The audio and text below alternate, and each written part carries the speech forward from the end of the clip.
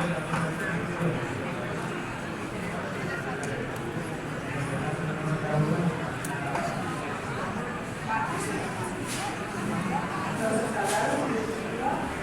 Magazín Valencia, hoy nos encontramos en la Feria de Gastrónoma, una edición más, no queremos perdernos, Cotepa.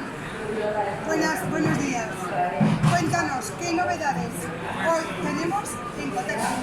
Pues normalmente nosotros siempre que venimos a la feria solemos traer novedades, porque si no, no sería lógico que tenemos las inyecciones automáticas de chocolate, de una empresa muy fuerte. ¿Enfocada a la repostería?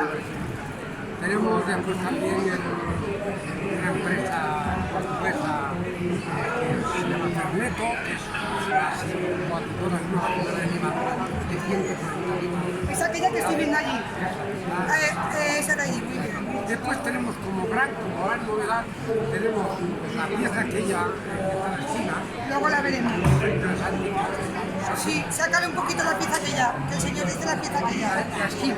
La esquina. Esa La negra. La negra. La negra que tiene la luz.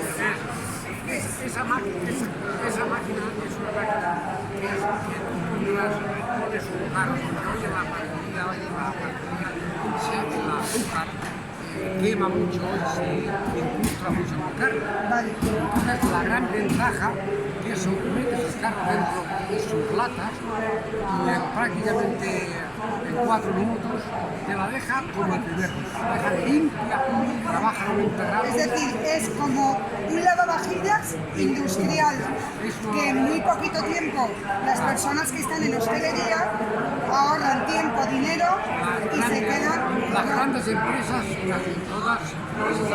Bueno, y mándanos un saludo a todos los que ven mi canal. ¿Qué nos tienes que decir? Pues que en primer lugar sois tan profesionales y sois tan arrogantes y tan simpáticos que da gusto ver vuestro...